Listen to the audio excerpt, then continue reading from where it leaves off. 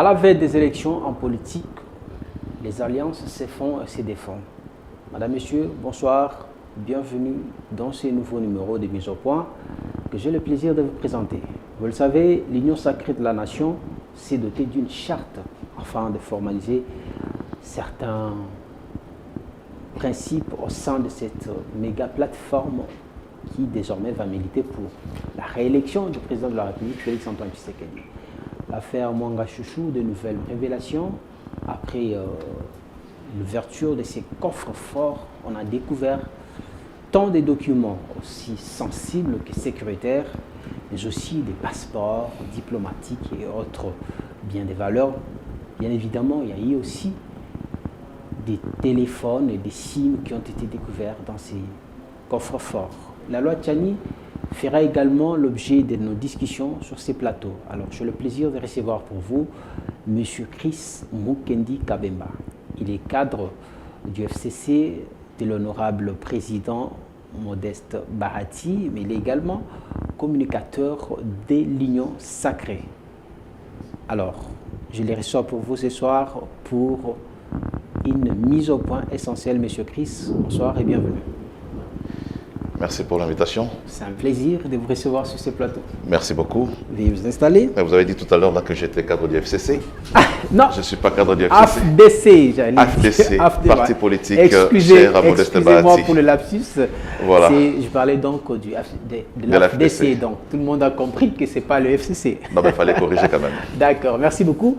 Alors, curieusement, vous êtes dans l'Union sacrée. Déjà, comment vous allez? Pas curieusement. Curieusement, vous comprenez pourquoi est-ce que je voulais. Mais bien avant cela, je demande comment est-ce que vous allez. Est-ce que vous allez très bien? Je vais très bien. Je vais très bien. Notre appartenance à l'Union sacrée est partie du fait que lors de notre déclaration d'appartenance politique à l'Assemblée nationale, nous avions souscrit pour appartenir à la majorité parlementaire. Cette majorité parlementaire qui devrait accompagner les chefs de l'État à faire son mandat, son plein mandat de 2018 en 2023. C'est ce qui justifie aujourd'hui que nous sommes dans cette union sacrée qui a été créée, dont un des architectes se trouve être le président Modeste Bahati. Voilà. Maintenant, pourquoi j'ai dit curieusement?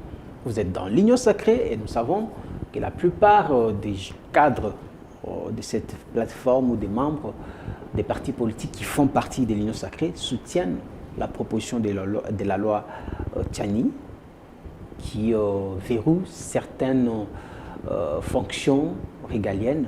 Mais très curieusement, vous êtes à l'opposé. Qu'est-ce qui justifie cette position? Je crois qu'il y a un malentendu autour de cette question. Parce que je n'ai vu personnellement aucun parti politique ou de personnalités officielles qui engage le parti politique s'est prononcé au nom de l'Union sacrée, encore moins au nom de leur parti politique. Il n'y a pas eu de déclaration officielle de l'UNC, il n'y a pas eu de déclaration officielle de l'UDPS, il n'y a pas eu de déclaration officielle du MLC, il n'y a pas eu de déclaration officielle de tous ceux qui sont membres de l'Union sacrée en termes d'officialité des dirigeants de ces partis politiques. Mais nous sommes dans un pays démocratique où on ne peut pas étouffer les débats qui est né de la proposition de loi faite par Noël Tchani, qui est portée à l'Assemblée nationale par le député Tingui Pouloulou. Et on ne peut pas étouffer la démocratie, ni l'élan de la démocratie, mais sur le plan de l'officialité sur des déclarations des partis politiques, il n'y a aucun parti politique qui s'est prononcé de manière claire et précise autour de cette question, parce que là, je suis en train de voir... Ceci dit, vous voulez dire donc que c'est qu'on attribue à votre chef du parti, ou l'autorité morale, comme vous voulez l'appeler, le président du Sénat, est faux? Non, nous l'avons... Cette position qu'on lui attribue. Nous avons clarifié simplement notre position en disant que l'AFDC, en tant que parti politique, et l'AFDCA, en tant que regroupement politique, ne s'est jamais réuni pour débattre de cette question et donner son point de vue. Voilà, c'est une mise au point que nous avons fait. Donc ces points de vue engagent... Parce que nous l'avons fait pourquoi? Nous l'avons fait pourquoi? Parce que de manière isolée, certains de nos compatriotes qui sont de notre parti politique, moi notamment, j'ai aussi affaire à émettre un point de vue de manière personnelle, hein, mais ce n'était pas un point de vue qui engage mon parti politique ni mon regroupement politique. Tout citoyen est libre de mettre un point de vue sur une matière donnée. Je vais y aller faire, d'autres Congolais ont y aller faire, mais de manière officielle, mon parti politique ne s'est jamais prononcé autour de cette question. Voilà pourquoi nous avons fait... Ceci était un avis personnel du président Avis Bahati. personnel. Malheureusement, certains journalistes ont pris le point de vue personnel pour l'assimiler au point de vue du parti. Voilà pourquoi le parti a eu à faire une mise au point pour dire que le parti ne s'est jamais prononcé autour de cette question. Donc, malheureusement aussi, certains journalistes mal intentionnés ou travaillant dans les camps de ceux qui combattent cette loi voudraient faire croire à l'opinion que Modeste Bahati rejette cette proposition de loi alors qu'il n'en est pas du tout Parce question. qu'il a dit tout simplement qu'il y a beaucoup d'autres priorités. Ce ne sont pas les propos de Modeste Bahati. Ce sont les propos des journalistes qui disent qu'il y a d'autres priorités, tout ça. Alors, ce ne sont pas ces propos. C'est quoi sa position exactement? Parce que notre position aujourd'hui, c'est que... la position du président Bahati qu'on a essayé d'interpréter autrement. La position de Modeste Bahati, en tant que personnalité politique, mais aussi de notre parti politique et regroupement politique, c'est que cette question n'a jamais été débattue. Voilà. Tout ce qui s'est dit, ce ne sont que des allégations. Hein. Voilà pourquoi il fallait une mise au point de la part de la hiérarchie du parti qui a éclairé l'opinion pour dire que le parti ne s'est jamais prononcé. Mais il ne faut pas non plus dire que le parti a rejeté. Nous avons plutôt dit que ce débat, c'est un débat qui se tiendra à l'Assemblée nationale. Il reviendra aux députés nationaux. Hein, qui sont des personnes habilitées à pouvoir s'exprimer, à dégager le bien fondé de cette proposition de loi, de pouvoir, en tout cas, hein, nous donner l'essentiel de ce qui est du débat qu'ils pourront avoir. Merci beaucoup. Et vous savez, aujourd'hui, il y a beaucoup de sensibilité dans cette matière. La loi divise, depuis d'abord l'annonce de cette loi jusqu'à ce que cette proposition a été programmée. Il y a beaucoup de divergences, surtout le camp Katumbi estime qu'il est plutôt le plus visé par cette proposition de loi. Et vous, en tant que Congolais, au regard aujourd'hui de ce que nous avons comme difficulté, des révélations avec l'affaire Mwanga Chouchou, lorsqu'on essaie un peu de faire ces raccordements frauduleux, pensez-vous que cette loi mérite d'être votée ou elle est ségrégationniste comme certains le pensent? Moi, je dis, dans une démocratie, on n'étouffe pas les débats. Le Congo est un pays démocratique. Puisque nous sommes un pays démocratique, la démocratie veut dire liberté d'expression. Démocratie veut dire la tolérance. Démocratie veut dire liberté d'opinion. Voilà. Je ne peux pas comprendre que nous proclamons un pays démocratique et qu'on cherche à étouffer la démocratie dans l'appendice et la liberté d'expression. Tingi Pouloulou, Noël Tchani sont des Congolais qui ont pris l'initiative, qui ont pris leur liberté constitutionnelle, qui jouissent de leurs droits constitutionnels de pouvoir faire des propositions de loi. On ne peut pas les leur empêcher. Voilà, on ne peut pas non plus étouffer les débats qui naissent de cette proposition de loi. Mais aussi, dans une démocratie, il y a la divergence. Certains seront pour, d'autres seront contre. C'est ça aussi la démocratie. Donc moi je dis, on ne peut pas soutenir une démocratie, mais aussi venir avec des pratiques qui sont antidémocrates, qui constituent des menaces ou des chantages vis-à-vis de ceux qui s'arrangent derrière cette proposition de loi en disant que si cette loi est votée, le pays sera divisé, le pays sera ingouvernable. Ça, ce sont des chantages qu'il ne faut pas accepter et on ne laissera pas un groupe de Congolais aller dans le sens de vouloir étouffer l'élan de la démocratie qui a été lancé depuis dans notre pays.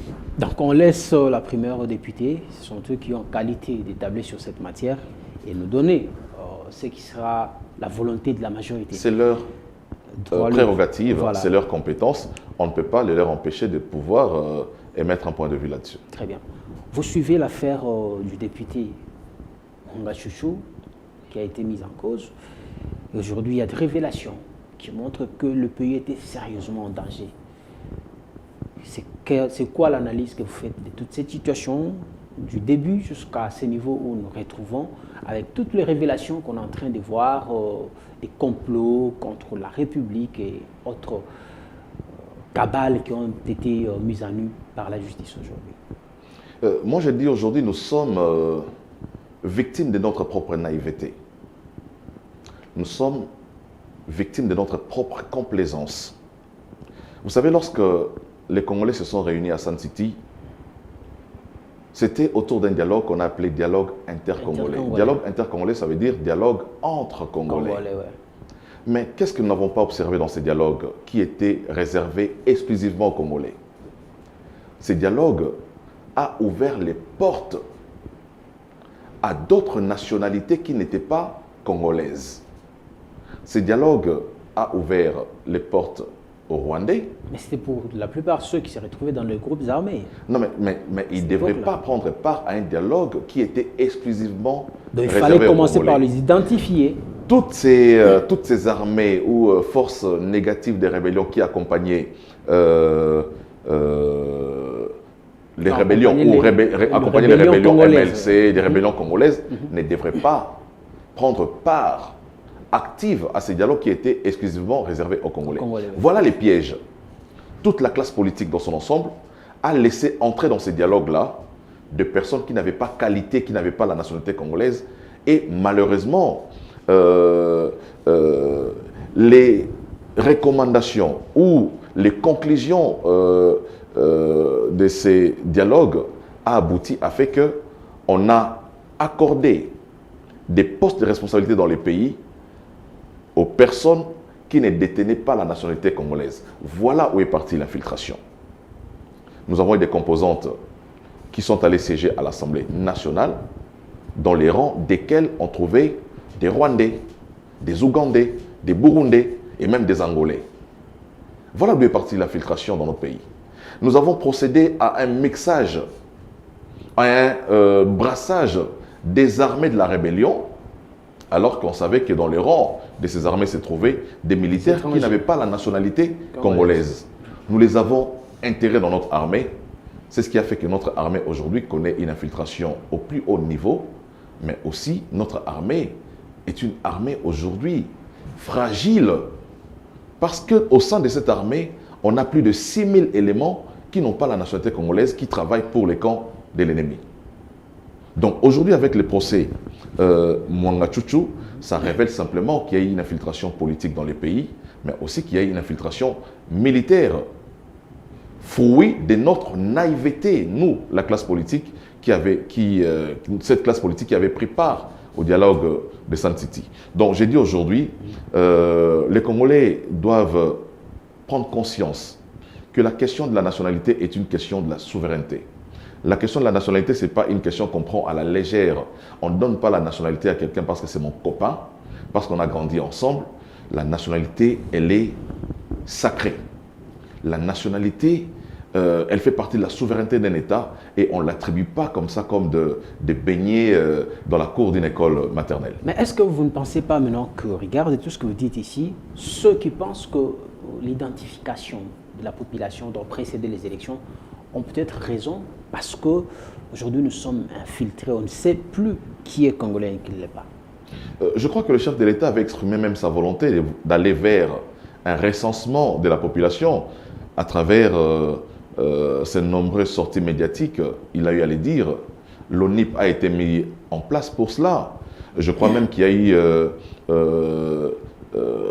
des séances de travail entre la CENI, le ministère du Plan, à travers l'INES, mais aussi l'ONIP, qui devrait en principe nous produire un travail conjoint Malheureusement, jusqu'à aujourd'hui, je crois buté par la nécessité d'aller vers des élections dans les délais, il s'est fait que les travaux qui devaient être faits de manière conjointe entre ces trois structures n'a pas jusqu'à aujourd'hui produit ces résultats. Mais je pense qu'il est important que nous puissions avoir les recensements dans le pays. C'est la volonté, en tout cas, de la majorité des Congolais pour que nous puissions savoir qui est Congolais, qui ne l'est pas, qui peut voter, qui ne peut pas voter, qui peut être candidat, qui ne peut pas être candidat. Parce qu'ici, dans notre pays, nous avons plusieurs expatriés qui sont dans notre pays, qui se prévalent aujourd'hui la qualité des Congolais, alors qu'en réalité, ils ne sont pas Congolais. Donc, je crois que c'est une nécessité qui pourra effectivement mettre fin à cette infiltration, mais aussi qui constitue une barrière au bradage de notre souveraineté nationale. Mais vous, politiques, vous avez fait de cette question électorale une question de vie ou de mort. Aujourd'hui, on se passe de toutes les questions essentielles. Parce que lorsque vous essayez de peindre ce tableau, on comprend que le danger, le risque est très élevé. Mais pourquoi est-ce que vous ne pouvez pas faire ce travail de sensibiliser la population pour que la population prenne conscience du danger qui nous guette et qu'on priorise d'abord le recensement et l'identification de la population avant de penser à nos élections? Parce que comment est-ce qu'on peut avoir de bonnes élections si déjà l'électeur lui-même est faux ou l'électorat est faux? Je crois que c'est une option politique. J'ai suivi par le passé les gouvernements de la République opter pour les deux démarches, les recensements et les élections. Mais sur terrain, nous avons constaté qu'on a beaucoup plus pris de l'avance en termes du processus électoral plutôt que du processus de recensement. Je constate simplement, mais j'ai dit, la priorité aujourd'hui demeure, je ne dirais pas les élections, mais cette élection devra être faite par les Congolais et identifier les candidats présidents de la République, c'est la meilleure des choses aussi, mais on ne pourra les identifier qu'à travers les recensements. Donc, je ne sais pas quels sont les délais ou les timings que pourra prendre les processus de recensement dans le pays, mais il revient aux autorités du pays de pouvoir y mettre l'accent parce que dans tous les discours que nous avons suivis les années antérieures, il a semblé que le gouvernement mettait l'accent sur les recensements. Alors, l'Union sacrée s'y range déjà dans l'ordre de bataille. Vous êtes doté d'une charte. L'avez-vous déjà signée ou vous êtes, comme vous faites déjà partie du présidium, vous êtes membre d'office? Le président Modeste Bahati l'a signé comme membre du présidium, mais notre président intérimaire a eu à les signer aussi à titre de notre parti politique. Donc il y a deux signatures qui ont été apposées, l'une comme membre du présidium, signée par Modeste Bahati, mais aussi comme parti politique, signée par le président intérimaire Placide Moutabunga. Lorsque je préparais cette émission, quelqu'un me dit aujourd'hui Modeste Bahati dans l'Union sacrée, il n'a changé que de position, tout simplement. Mais il est resté le même. Parce qu'il a occupé la même position dans le FCC de Joseph Kabila. Aujourd'hui, qu'on le voit à côté de Tshisekedi, est-ce qu'on peut parler de la loyauté? On peut parler de l'idéal? Ou c'est tout simplement quelqu'un qui a la quête des intérêts personnels? Voilà pourquoi j'avais commencé à l'entame de cette émission. Vous avez dit curieusement vous êtes à l'Union sacrée. Non, curieusement c'était pour demander, pour parler de la loi Tchani, de votre opposition à cette loi. Voilà. Donc j'étais un peu pressé. Le concept m'a beaucoup intéressé, curieusement. Ah d'accord. Et ça m'a permis de revenir à l'installation de l'Assemblée nationale. Notre position n'a jamais changé. Depuis, je pense, le 4 avril 2019, date à laquelle l'FDC a eu à faire sa déclaration d'appartenance à la majorité parlementaire. Mais cette majorité, à l'époque, on sait que c'était une majorité composée. Mais justement, dans le cadre de la coalition FCC-CACH, à quoi ça sert une majorité? La nécessité d'une majorité, c'est d'accompagner la vision du président de la République et la vision du gouvernement. Et lorsque le 4 avril, nous avons signé cette déclaration d'appartenance à la majorité parlementaire, nous avons pris l'engagement et la résolution de pouvoir accompagner les chefs de l'État. Et depuis ce jour, notre engagement, nous ne l'avons jamais trahi. Même si vous ne l'avez pas soutenu aux élections. Mais justement, c'était un autre contexte. Vous aviez un autre dans les candidat. contextes des élections, nous n'étions pas avec les chefs de l'État. Voilà. Mais dans les contextes de la coalition, nous avons été avec lui. C'est là où les gens se demandent, est-ce que c'est une question d'idéologie ou c'est une question tout simplement d'intérêt? Il s'agit de la constitution de notre République. Parce que le président de la République n'avait pas obtenu une majorité, il a voulu composer avec cette majorité qui appartenait au FCC. Dès lors que la coalition a été mise en place, nous avons été avec lui dès ce moment-là, jusqu'à cette date. Donc, nous n'avons jamais changé notre position, nous n'avons jamais adhéré, retiré notre signature et adhéré à nouveau. Pas du tout. Donc, nous sommes avec les chefs de l'État, nous l'accompagnons et nous n'avons jamais changé notre position quant à ce. Donc, voilà. Votre position, avant, vous étiez membre du FCC. Ça, c'est connu de tous. D'ailleurs, Modeste Bahati est l'un des architectes. Donc, il faut... Laissez-moi finir. Okay. Il est l'un des piliers du FCC. Aujourd'hui, on parle union sacrée. Qu'est-ce qui a fait que vous puissiez basculer? Non, mais vous Tout connaissez... simplement parce qu'il n'a pas obtenu ce qu'il a aujourd'hui dans l'union sacrée. Non, pas du tout, pas du tout. Vous connaissez l'épisode qui a concouru à ce que Modeste Bahati non pas se retire du FCC, mais soit radié du FCC. Il faut rappeler que Bahati a été radié du FCC. Pour indiscipline ou non-respect pas du tout, pas du tout. On ne va pas revenir sur le passé, mais vous savez, le poids politique de l'FDC au sein de l'Union sacrée lui donnait la possibilité d'avoir la tête d'une institution de la République. C'est ce qui n'a pas été fait. Il y a eu manque d'équité, manque de justice au sein du FCC. Et nous sommes opposés. Frustrations vous ont poussé. Nous sommes opposés au manque d'équité. Nous sommes opposés à l'injustice au sein du FCC. Ce qui nous a coûté notre mise à la porte. Voilà. Et c'est ce que les gens se demandent aujourd'hui. Est-ce que ce ne sera pas le cas avec Tshisekedi lorsque demain vous n'aurez pas ce que vous cherchez? Vous savez, Modeste Bahati est le seul partenaire de Joseph Kabila qui a été chassé. Qui n'a jamais de son propre gré quitté Kabila. Ça veut dire c'est quelqu'un qui a été loyal. Pendant tous les temps que Kabila a été au pouvoir, Modeste Bahati a été un des loyaux de Joseph Kabila ou du président de la République. Parlons du président de la République parce que c'est une institution. Voilà. Par contre, il y a des gens qui, sans raison aucune, on peut le dire comme ça, ont décidé un matin de quitter la FCC. Nous avions raison de quitter la FCC. Parce que vous avez été chassés. Parce que non seulement nous avons été chassés du FCC, il faut le dire comme ça, nous avons exprimé notre ambition et il y a eu un déficit de débat. Il y a eu un déficit d'équité et de justice au sein du FCC. C'est ce qui a fait que, soutenant la justice, soutenant l'équité, nous avons été forcés à quitter la FCC. Mais quitter la FCC ne voulait pas dire ne pas être avec les chefs de l'État parce que le FCC était avec les chefs de l'État. Alors, c'est là la question en fait. On se demande, est-ce qu'aujourd'hui, vous n'êtes pas dans l'union sacrée parce que ça va bien?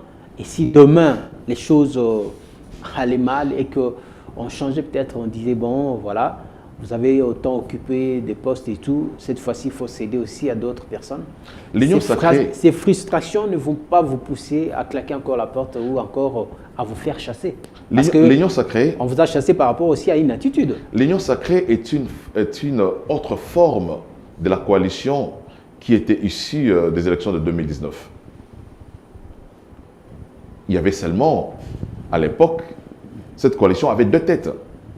Des gens qui avaient adhéré à la coalition, mais qui continuaient à faire allégeance à un ancien président de la République, au lieu de faire allégeance au nouveau président de la République. Des gens pensaient que Kabila détenait encore le plein pouvoir. Certains se sont trompés. Certains l'appellent le PCA de la RDC. Ils n'ont pas compris. Ils n'avaient pas compris que le pouvoir avait changé de camp. Ils continuent à faire allégeance à Kabila plutôt que de faire allégeance à Tshisekedi. Et c'est ce qui avait créé le blocage de la machine FCC Cash. Et Tshisekedi, ne voulant plus continuer incompréhension politique, a rompu cette alliance. Voilà. Mais comme j'ai dit, c'est une autre forme de cette alliance qui a continué, mais avec à la tête un seul leader, Félix Antoine Tshisekedi Tshilombo. Donc aujourd'hui, nous n'avons pas changé notre position parce que depuis, comme j'ai dit, depuis le mois d'avril 2019, nous avions adhéré à cette majorité à laquelle nous n'avons jamais fait d'ombrage, cette majorité que nous n'avons jamais quittée depuis notre déclaration d'appartenance politique à l'Assemblée nationale. Alors, le gouvernement Sama 2 est sorti. On a vu des poids lourds faire leur entrée dans ces gouvernements, comme Jean-Pierre Bemba, Vital Kamerhe et d'autres que vous connaissez, Boussania Mouissi et j'en passe. Aujourd'hui, tous les signaux ou les indicateurs sont au rouge. La situation sociale, elle est ce qu'elle est. Vous êtes Congolais, vous vivez avec les Congolais, vous avez d'ailleurs une base que vous fréquentez régulièrement. Pensez-vous qu'au regard du temps qui nous reste, parce que les gens sont pressés d'aller aux élections, et ici il y a une mission de sauver la nation, parce que la sécurité est là, les sociales battent de l'aile et tout, vous pensez vraiment que cette équipe arrivera à relever ces défis, surtout sécuritaires, sur le plan sécuritaire et social? Je ne voudrais pas vous prêter la mauvaise foi. Dire que la situation sociale est au rouge, c'est un peu de l'exagération parce que sur le plan social, il y a beaucoup d'efforts qui ont été consentis. Je n'exagère rien. Lorsque le prix des transports je suis en train d'en et venir. les biens de première nécessité sont en train de grimper, il faut parler Tout dépend de la définition que vous donnez au mot social. La gratuité de l'enseignement, c'est le social. C'est le social, bien sûr. Voilà. Vous n'allez pas dire que la gratuité de l'enseignement est au rouge. Certains domaines du social de notre pays. J'en viens. J'ai dit, le social, ce n'est pas seulement les transports. Le social, ce n'est pas seulement le manger, le boire. Le social, c'est aussi la gratuité de l'enseignement. Lorsque la Constitution de la République démocratique du Congo a été promulguée, à son article 43, elle a prévu la gratuité de l'enseignement de base. Mais pendant tout le temps du régime passé, cette gratuité n'a jamais été effective. Tshisekedi arrive au pouvoir, cette gratuité est effective. Dès la première année de la prise de fonction. Donc, sur le plan social, on peut dire la gratuité de l'enseignement, ok. On peut dire qu'il y a des réajustements à faire, qu'il faut l'améliorer. Ça, je peux comprendre. Mais dire que c'est au rouge, c'est faux. La prise en charge, toujours dans le domaine de l'enseignement primaire, des enseignants. Plus de 70 000 non mécanisés avant Tshisekedi, ils ont été mécanisés et leurs salaires ont été améliorés. On dit que ce n'est pas beaucoup, c'est peu. On doit se battre pour faire davantage. Mais il y a des efforts qui ont été fournis de ce point de vue-là. Mais lorsque cet enseignant qui touchait 90 000 francs, il pouvait s'acheter une sardine à 800 francs aujourd'hui, avec, je ne sais pas, 200 ou 300 000, il achète une sardine à 2 000. Vous ne pensez pas que c'est vraiment... Mais une de manière de rencontrer le pouvoir d'achat, c'est d'améliorer les salaires. Celui qui touchait 90 000 francs aujourd'hui est à pratiquement 411 000 francs congolais. Quand vous avez 90 000 francs congolais, vous passez à 400 000 francs congolais, vous pouvez vous imaginer, la majoration est pratiquement de 400%. Voilà, c'est une manière aussi pour rencontrer le pouvoir d'achat qui a connu le flambée des prix sur le marché. C'est une des manières. Donc j'ai dit... mais pour ceux-là dont le salaire n'a pas été réajusté, vous pensez vraiment qu'ils vont tenir face à cette... L'administration publique. Les soldats, ils sont toujours... Non, pas du tout. Tous. Depuis que je suis au pouvoir, personne n'a gardé le même salaire que Tshisekedi a trouvé à son arrivée. Que ce soit au niveau de la fonction publique, que ce soit au niveau de l'armée, que ce soit au niveau des entreprises publiques. Mais nous disons qu'il faut faire mieux. Ce n'est pas suffisant. Il faut améliorer davantage. La desserte en eau potable. Il y a des usines d'eau qui ont été lancées dans le pays. Ici à Kinshasa notamment, à Lemba Imbu et à Lozone. dans les quartiers où moi j'ai vis depuis plus de 20 ans, l'eau ne coulait pas dans nos robinets. Aujourd'hui, à Lupin, l'eau coule dans les robinets. C'est aussi un élément du bilan. Donc, il ne faut pas dire que tout est au rouge, non, mais alors que quand, les efforts quand vous ont allez été sur le fournis. marché, parce que... Au niveau de notre économie, le matelas des devises a connu un accroissement extraordinaire. Au niveau de la mobilisation des recettes, le budget est passé de 10 milliards à pratiquement 15 milliards de dollars. Il y a des efforts qui sont consentis. Le programme de développement de 145 territoires a été lancé dans le pays. Le Congo aujourd'hui est devenu poussiéreux parce qu'il y a des chantiers partout dans le pays. Donc dire que tout est au rouge relève simplement de la mauvaise foi, alors que les efforts sont engagés au niveau du gouvernement. Croire, mais ceux qui nous suivent, tout ce que vous dites ici ne sont que dans les chiffres, des beaux discours et j'en passe. Mais quand vous regardez dans les palpables, dans le panier de la ménagère, c'est compliqué. Aujourd'hui, il faut avoir au moins 20 000 francs pour arriver à faire à manger aux enfants. Et tous ces basculements-là, les dollars aujourd'hui, on a quitté de 20 et là, on a 23 quelque chose, 23 500. Je ne suis pas en train de minimiser... On veut bien. Je ne suis pas en train de minimiser la souffrance de ces peuples. Non, je veux bien chuter avec ma question pour que vous compreniez. Je ne refuse pas non plus qu'il y a des choses, des réalisations qui ont été faites. Mais je me dis qu'au regard du temps qui nous sépare du 20 décembre, parce que tout le monde parle de l'année électorale. Le 20 décembre, on doit aller aux élections. Et que là, on a les ménages à nourrir, on a les dollars à stabiliser, on a la guerre à finir. Pensez-vous qu'au regard de tous ces temps qui nous restent, cette mission sera accomplie? Les défis auxquels est confronté les pays n'est pas limité dans les temps en rapport avec les élections. Pas du tout. On ne travaille pas pour l'intérêt du peuple en regardant les chronos électoraux. Pas du tout. Ça, c'est un autre aspect qui permet à ce que la démocratie respire. On a voulu qu'il y ait alternance, renouvellement des chambres. Ça, c'était notre aspect, mais qui ne doit pas empiéter sur la responsabilité du gouvernement à pouvoir améliorer les conditions de vie des populations. Parce qu'on a l'impression que tout le monde travaille en se référant aux élections. Non, c'est ce qui est une erreur de la part de ces politiciens. Le politicien ou l'homme d'État ne travaille pas par rapport à la prochaine élection. Il travaille par rapport à l'avenir de son pays. Je ne pense pas qu'en décrétant la gratuité de l'enseignement, Tshisekedi visait 2023 pour sa réélection. Pas du tout. C'est une obligation constitutionnelle qui a été appliquée. Voilà. Et tout le reste qui va avec, sur les plans économiques, social, sur les plans des infrastructures, c'est une obligation du gouvernement de pouvoir travailler. Et je crois que le gouvernement qui a été mis en place, il travaille. Non pas seulement pour des objectifs électoraux, mais parce que c'est de la responsabilité du gouvernement de pouvoir assurer le bien-être de la population, aussi assurer la paix dans le pays. Aujourd'hui, notre gouvernement a deux grands défis majeurs. Les plus grands défis demeurent l'instauration de la paix dans le pays.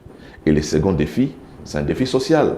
J'ai dit, il y a des efforts qui sont entrepris sur le plan de l'économie, sur le plan social, mais il faut encore entreprendre des plus gros efforts pour rencontrer les défis que vous venez de soulever ici, notamment en ce qui concerne les taux d'échange sur le marché. Mais il ne faut non plus oublier que la situation de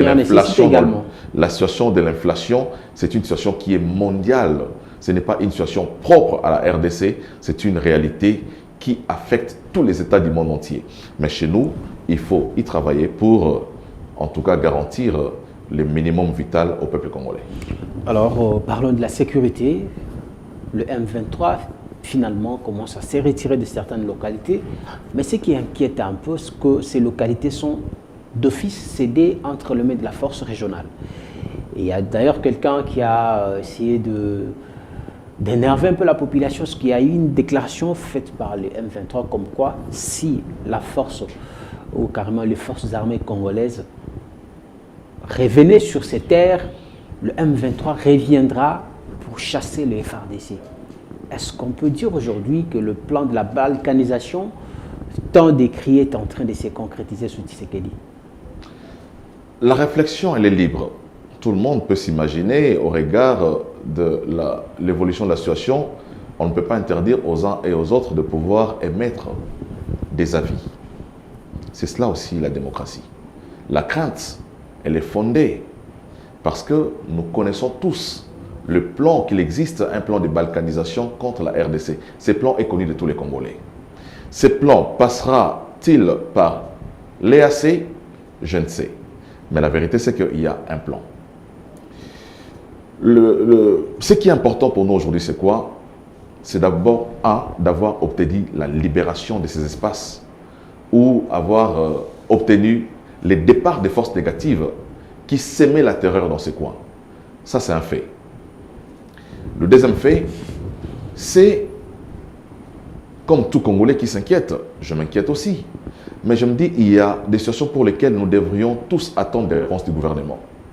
Je n'ai pas une réponse appropriée sur cette démarche des CAC à vouloir n'est pas assez que les forces armées de la RDC puissent se retrouver sur un territoire qui a été libéré par les M23. Je ne peux pas comprendre cette logique-là, mais je me dis, il y a des questions pour lesquelles vous et moi, nous avons besoin de la part du gouvernement, et notre gouvernement doit nous expliquer ce qui se passe effectivement. Mais pour ma part, je peux me réjouir du fait qu'aujourd'hui, ces territoires qui étaient autrefois occupés par le M23, ça veut dire par le Rwanda, ont été libérés. Une autre inquiétude de nos téléspectateurs, c'est que on a vu les gouvernements ou Kinshasa camper dans sa position de ne pas négocier avec les terroristes. Mais finalement, ces gens étaient venus par la violence. Et quand ils partent aujourd'hui par une voie pacifique, quelle a été la part lui accordée par la RDC pour qu'il parte? Parce qu'on a finalement l'impression, comme vous venez de le dire ici, qu'on ne dit pas clairement les choses à la population. Est-ce qu'il y a-t-il des choses qui ont été négociées pour que le M23 accepte de se retirer, ou ils sont tout simplement des bonnes foi et ils ont accepté de quitter ces terres qu'ils occupaient déjà? Non, je ne crois pas qu'ils ont quitté de bonne foi. Depuis le début, lorsque cette guerre d'agression a commencé, le gouvernement congolais était sur deux fronts. Sur les fronts diplomatiques et sur les fronts militaires. Ouais. Et les fronts militaires, les fronts diplomatiques a permis à ce qu'aujourd'hui, ils puissent libérer ces espaces. Voilà, faudra-t-il maintenant savoir quels sont les accords qui ont été signés avec eux? Parce que le gouvernement congolais avait catégoriquement refusé, même à travers l'Assemblée nationale, d'intégrer dans notre armée, parce que c'était une des revendications des M23, intégrer notre armée. Nous avons dit à cette démarche-là, parce que cette démarche, c'est celle qui a fragilisé notre armée et c'est cette démarche qui a fragilisé même nos institutions politiques. On parle de Bangachouch aujourd'hui, qui est l'issue de ce genre de conciliabule politique qui a permis à ce que les institutions politiques soient aussi infiltrées. Et cette démarche a été refusée catégoriquement par l'Assemblée nationale et le gouvernement congolais. Voilà. Il revient maintenant à savoir, puisque la diplomatie, il y a des accords diplomatiques qui permettent à ce qu'on obtienne aussi des résultats. Le plus important, c'est que nous avons des résultats obtenus, mais il faudra, comme j'ai dit, aller dire, le gouvernement devra faire des communications officielles pour dire qu'est-ce qui a été conclu avec toutes ces forces. Mais j'ai dit, je ne pense pas qu'il soit de bonne foi, parce que, j'ai dit, le plan, il est connu, ce n'est pas de bonne foi que ces armées peuvent se permettre de quitter notre territoire. Mais il y a un front diplomatique qui a été ouvert, qui a abouti à ce qu'aujourd'hui, nous puissions nous réjouir du fait que ces cités ont été libérées. Quelqu'un me dit, Jean-Pierre Bemba à la défense, c'est encore une façon de compromettre le pays. Lorsqu'on sait que Jean-Pierre Bemba est un ancien rebelle, et cette rébellion, il avait fait sous la bénédiction. Encore, il était parrainé par Yoweri Museveni, l'actuel président ougandais. Et on parle plus du Rwanda, mais on ne parle pas de l'Ouganda. L'Ouganda est, selon certains analystes, ce pays qui a facilité l'accès à Bunagana au M23. Jean-Pierre Bemba était, comme qui dirait, le poulain de Museveni. Aujourd'hui, pensez-vous que la situation sera résolue très clairement ou il va encore compromettre parce qu'il se pourrait qu'il s'essaye plutôt, au regard des accords signés avec ses parrains, ses anciens parrains, il se pourrait qu'il ait hypothéqué certaines choses. Aujourd'hui, quand il revient à la défense, vous y croyez vraiment? Je ne partage pas cet avis, cette approche-là, parce que tous ceux qui sont au pouvoir aujourd'hui sont les fruits des rébellions, à part l'UDPS. Kabila est le fruit d'une rébellion. Ben, on voit ce qu'ils nous ont amenés. Justement. Voilà pourquoi on craint que ça Cela n'a pas empêché à ce que Kabila soit candidat président de la République par une fois, par deux fois et par la troisième fois à présenter un dauphin. Voilà. Ça veut dire qu'à certains moments de notre histoire, la plupart des dirigeants politiques aujourd'hui étaient membres des mouvements politico-militaires. Mais ils ont accepté, à travers les dialogues de Sun City, d'adhérer dans une démarche démocratique pour accéder au pouvoir. Jean-Pierre Bemba a été candidat président de la République en 2006. Il a accepté sa défaite et il a dit qu'il fera de l'opposition républicaine. Et dès cet instant-là, Jean-Pierre Bemba n'a jamais recouru aux armes. Donc, nous croyons à sa bonne foi parce qu'il a produit des preuves qu'il est quelqu'un qui travaille par des voies démocratiques désormais. Recourir aux armes, ce n'est pas ça la question. Non, je suis en train d'en venir. Au regard, on a par exemple signé un deal et qu'aujourd'hui ou demain, je suis en train d'en venir. J'accède à des postes. Vous parlez du passé de Jean-Pierre Bemba, mais nous parlerons aussi du passé de tous ceux qui ont été à la rébellion, qui ont coupé les cordons ombilicaux avec des pays qui les ont soutenus. Mais l'inquiétude, c'est que c'est le pays qui va en payer. Non, écoutez, je ne sais pas si je me fais comprendre. Vous avez dit ici, votre crainte, c'est que Jean-Pierre Bemba se trouve redevable vis-à-vis de l'Ouganda qu'il avait soutenu. Voilà, j'ai dit ceci. Tous ceux qui ont eu affaire de la rébellion ont coupé à un certain moment les cordons ombilicaux. Kabila, qui a été soutenu, Kabila père, l'AFDEL, a été soutenu par le Rwanda. Aujourd'hui, on peut dire que jusqu'aujourd'hui, Kabila, président de la République ou ancien président de la République, continue à être soutenu par le Rwanda ou est redevable vis-à-vis du Rwanda? Je ne pense pas. Parce qu'à un certain moment de l'histoire, il aura adhéré par la grande porte, en acceptant la voie démocratique pour accéder au pouvoir. Il en est de même pour Jean-Pierre Bemba. Donc je ne peux pas croire qu'on lui prête des intentions qui seraient encore redevables vis-à-vis de l'Ouganda qui avait soutenu la rébellion de l'époque. On va les juger par des actes qu'il aura à poser comme ministre de la Défense. C'est par ces actes-là qu'on pourra dire si Jean-Pierre Bemba est encore redevable vis-à-vis de l'Ouganda ou pas. C'était toujours dans le même cadre, l'autre me demande, il dit aujourd'hui, 100 jours, il n'y a pas longtemps, on connaît comment est-ce que ça a fini. Quand Kamere revient à l'économie, est-ce que c'est pour laver son image, se racheter ou c'est tout simplement pour finir l'œuvre qu'il avait commencée et n'a pas achevé lors du programme des 100 jours? Comment est-ce que vous voyez tout ça? Toutes ces craintes sont-elles fondées ou vous pensez que la population est tout simplement mal informée? Je comprends, la population n'est pas mal informée, elle est très informée même. Parce que le procès 100 jours était un procès public et tous les Congolais ont eu à suivre. Non seulement le procès, on a vu Kamere être arrêté, mais nous avons vu aussi Kamere être... relâché. Non, pas seulement relâché, blanchi. Kamere a été acquitté. Voilà. Je ne peux pas, moi, tirer sur quelqu'un qui a été acquitté par la justice. Lorsqu'on est acquitté par la justice, ça veut dire que toutes les charges qui pesaient sur vous n'existaient plus. Voilà. Donc, moi, je ne peux pas. Alors que la justice de mon pays a acquitté Vital Kamere, que je continue à les charger pour un dossier pour lequel la justice l'a blanchi. Voilà. Mais je comprends aussi l'opinion publique.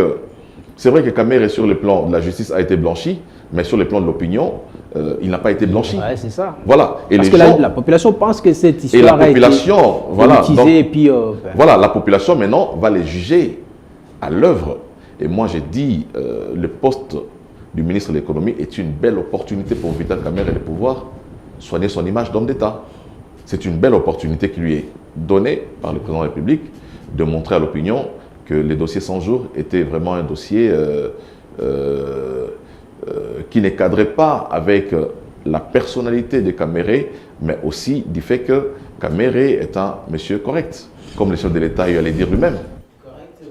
Vous l'avez dit lui-même, parlons élection, AFDC, une machine politique, en même temps électorale. Comment est-ce que vous vous organisez, au-delà du fait que vous êtes membre de l'Union Sacrée, en tant que regroupement politique et parti politique à l'interne? Est-ce que ça se passe bien? Est-ce que les quotas de la femme est respecté? Parce que ça se parle, ça s'est dit. Je suis membre du bureau politique de l'FDC. Il faut dire que l'appel à candidature a été lancé au niveau du parti. Tous ceux qui ont eu des ambitions, tous ceux qui sont candidats députés nationaux, candidats députés provinciaux, ont eu à soumettre leur candidature au niveau du parti. Voilà, viendra maintenant le temps pour le traitement des dossiers de chaque candidat. C'est en ce moment-là qu'on pourra effectivement jouer à l'équilibrage du quota de la femme, mais aussi tenir compte de la présence des jeunes et jouer à l'équité au sein de notre parti politique. Ce qui est clair, c'est que on a beaucoup de candidats, des ambitions ont été exprimées et le parti s'organise pour être la première force politique dans le pays après les élections de 2023. Comment se passent les débats à l'interne? Quels sont les critères d'accession pour être candidat ou pour être tout simplement aligné sur une liste de nominations? Ça se passe comment? Est-ce qu'il y a des discussions ou tout simplement c'est les chefs qui décident? Je ne parle pas en termes de nominations, je parle d'abord en termes des élections puisqu'il s'agit du processus électoral. Voilà. Comment est-ce que ça se Les critères d'abord pour être candidat sont des critères de la loi électorale. Ce sont les critères de la Constitution. Il faut être congolais. Âgé de 25 ans pour être candidat député national, il faut avoir 25 ans. Il faut être congolais d'origine. Il faut avoir un diplôme. Il faut jouir de ses droits civils et politiques. Mais vous avez des nommés qui remplissent toutes ces conditions-là. Mais comment ça se passe pour qu'on sélectionne en fait? Au-delà de critères électoraux, au-delà des critères de la Constitution, il y a des critères internes aux partis politiques. Notamment les militantismes. Il faut être membre du parti, il faut être en ordre avec ses cotisations, il faut avoir de l'ancrage. On ne fait pas des Chris Mukendi candidats simplement parce que Mukendi se présente candidat, mais on fait des Chris Mukendi candidats parce qu'avec Chris Mukendi, le parti trouve le potentiel de pouvoir remporter un siège à la Lukunga. Voilà, donc il y a tous ces aspects, tous ces atouts qui font que on valide une candidature ou on rejette une candidature parce que la personne n'a pas d'ancrage. Ça se passe comme ça. Il y a des critères légaux, mais aussi des critères internes aux partis politiques, notamment, comme j'ai à le dire, le militantisme, des cotisations dans le parti.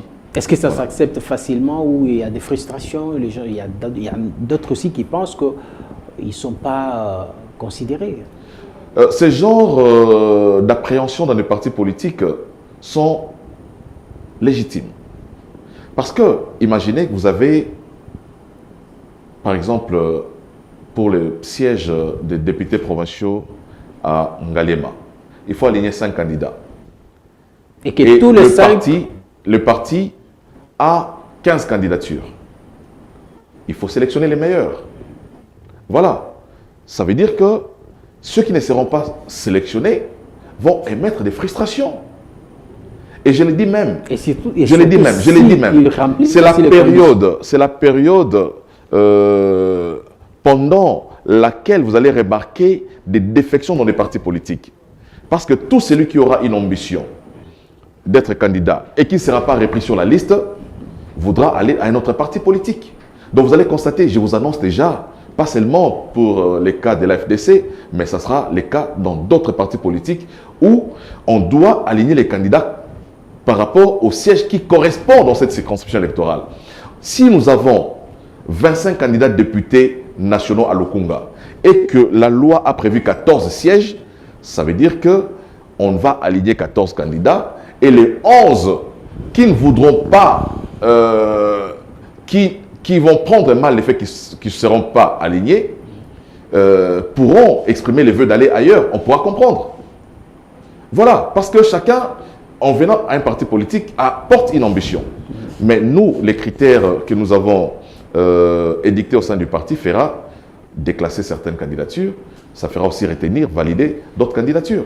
Donc voilà. Merci. On a pratiquement épuisé les temps nous impartis. Vous avez une caméra en face de vous, un message à ceux qui vous suivent ou à ceux qui vous suivront à travers nos différentes plateformes médiatiques? Le message, c'est le message de la paix. Comme j'allais dire pendant l'émission, le pays aujourd'hui est confronté à deux défis majeurs. Notre plus grand défi, c'est le défi d'instaurer la paix. Le second défi, c'est notre défi social dans l'économie. Et je crois que le gouvernement qui a été mis en place, c'est un gouvernement qui travaille pour rencontrer ces deux défis, mais aussi notre association politique, l'Union Sacrée, travaille pour que ne soient pas violés les délais constitutionnels en rapport avec les élections qui doivent être organisées dans le pays. Merci Chris Mukendi d'être passé. C'est un plaisir. C'est moi qui vous remercie. Merci pour l'invitation. Mais ce n'est pas la dernière. Merci beaucoup. Je vous en prie. Merci. Madame, Messieurs, merci de nous avoir suivis. Nous vous fixons rendez-vous prochainement avec un autre invité.